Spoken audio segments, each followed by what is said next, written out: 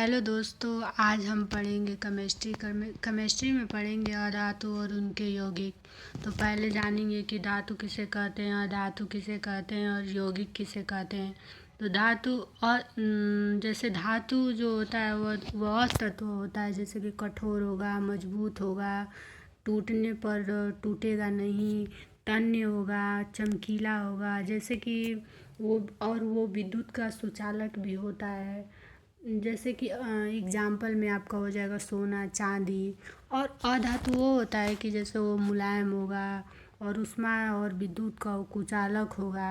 जैसे कि एग्जाम्पल में कार्बन है, ऑक्सीजन है। और यौगिक उसे कहते हैं कि वो पदार्थ जो जैसे दो या दो से अधिक भिन्न तत्वों के परमाणु के रासायनिक संयोजन से बनता है। जैसे कि जल है तो जल H2O है, ये एक यौगिक है। जैसे दो हाइड्रोजन है परमाणु और एक ऑक्सीजन परमाणु के संयोग से जो बनता है उसे हम यौगिक कहते हैं। तो मेरा कंटेंट आपको अच्छा लगता है तो प्लीज़ लाइक, शेयर और सब्सक्राइब करिए। अब चलिए देखते हैं प्रश्न संख्या 1। हाइड्रो हाइड्रोजन की खोज किसके द्वारा की गई थी? ऑप्शन ए है चार्ल्स है, बी कैवेंडिश है, सी प्रिस्टले और डी बायल है। तो हमारा ऑप्शन इसमें सही होगा बी कैवेंडिश। प्रश्न संख्या 2 देखिए।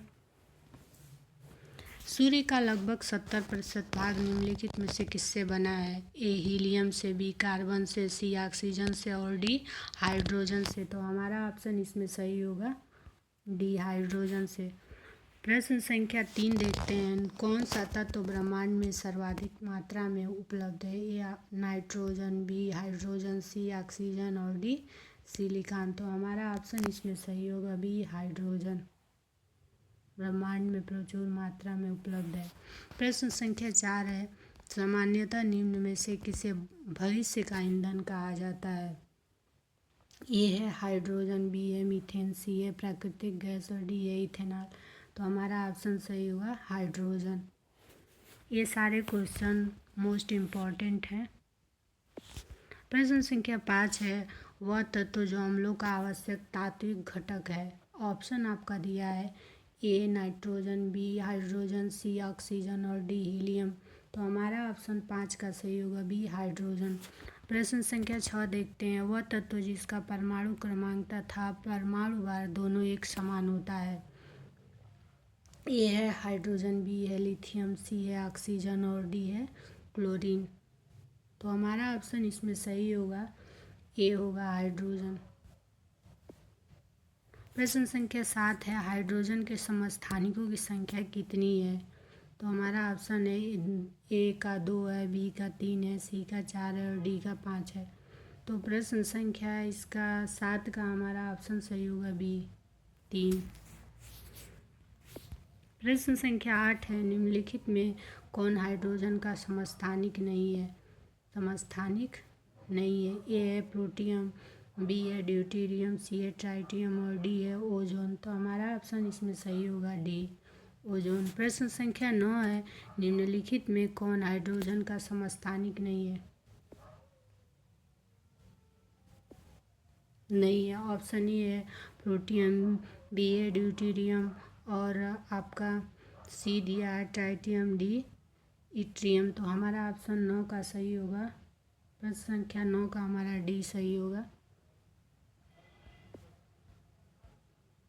प्रश्न संख्या 10 देखिए। ट्राइटियम किसका समस्थानिक है? ये है ऑक्सीजन का, बी है हाइड्रोजन का, सी है फास्फोरस का और डी है नाइट्रोजन का। तो हमारा ऑप्शन इसमें 10 का सही होगा बी हाइड्रोजन।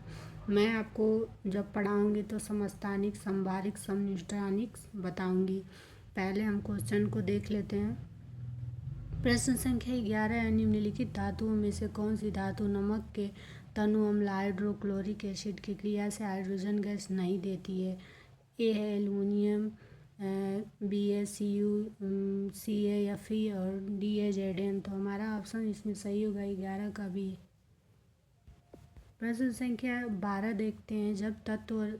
जब रक्त तप्त लोहे के ऊपर भाप गुजारी जाती है तो कौन सी गैस प्राप्त होती है? हमारा ऑप्शन इसमें सही होगा सी हाइड्रोजन गैस। प्रश्न संख्या 13 है, सभी अम्ल धातुओं के साथ अभिक्रिया करके गैस उत्पन्न करता है। A nitrogen, B hydrogen, C carbon dioxide, D है ऑक्सीजन। तो हमारा ऑप्शन सही होगा 13 का बी हाइड्रोजन। प्रश्न संख्या 14 है, वनस्पति घी के निर्माण में कौन सी गैस प्रयुक्त होती है? A nitrogen, B carbon dioxide, C hydrogen, D neon. तो हमारा ऑप्शन इसमें सही होगा 14 का हाइड्रोजन।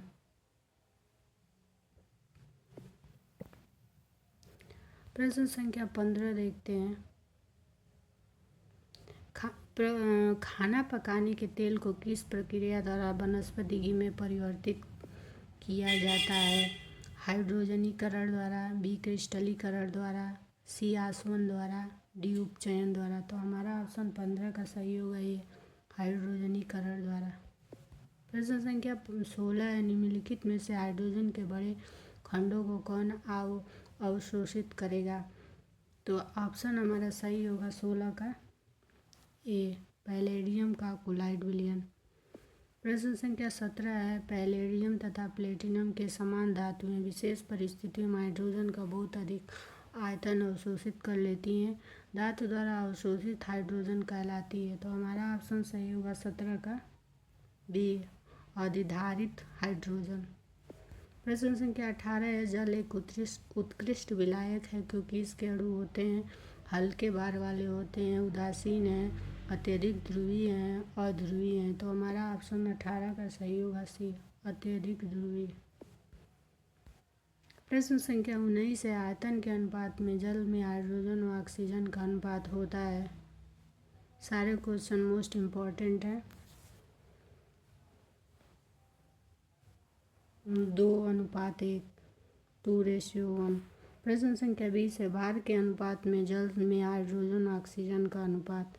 यहाँ पूछा है आपका आयतन के अनुपात में, यहाँ आपका पूछा है भार के अनुपात में। दोनों क्वेश्चन डिफरेंट है। तो हमारा ऑप्शन 20 का सही हो, प्रश्न संख्या 20 का हमारा ऑप्शन ये सही हुआ 1:8। प्रश्न संख्या 21 है, शुद्ध जल होता है, अम्लीय होता है, क्षारीय होता है, उदासीन होता है, इनमें से कोई नहीं होता है। तो इसका ऑप्शन सी सही होगा, उदासीन होता है। शुद्ध जल का पीएच मान कितना होता है? तो हमारा ऑप्शन सही होगा 7 होता है। जल का घनत्व, प्रश्न संख्या 23 है, जल का घनत्व किस तापमान पर सर्वाधिक होता है?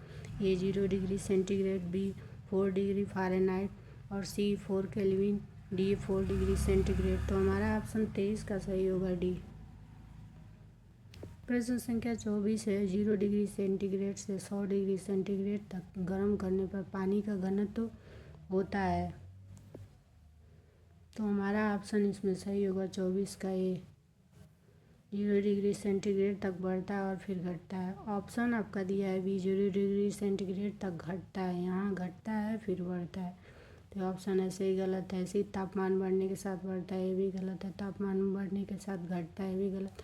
ऑप्शन ए सही है, 4 डिग्री पर बढ़ेगा फिर घटेगा।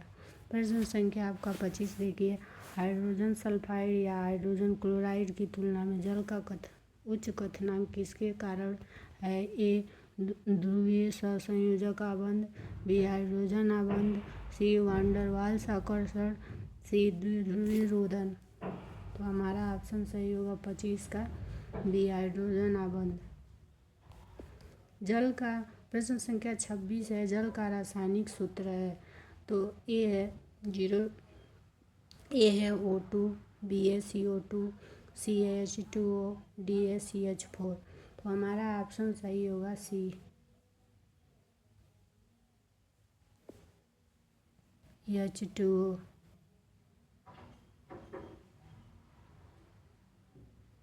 प्रश्न संख्या 27 है, विश्व के लगभग कितने प्रतिशत भूभाग पर जल है? 71%, बी 76%, सी 66%, डी 29%। तो हमारा ऑप्शन सही होगा ए 71%। प्रश्न संख्या 28 है, पानी में नमक मिलाने पर पानी के क्वथनांक और हिमांक ए बढ़ जाएंगे, बी घट जाएंगे, सी क्रमशः बढ़ और घट जाएंगे, डी क्रमशः घट और बढ़ जाएंगे। तो हमारा ऑप्शन 28 का सही होगा, सी क्रमशः बढ़ेंगे फिर बढ़ और घट जाएंगे।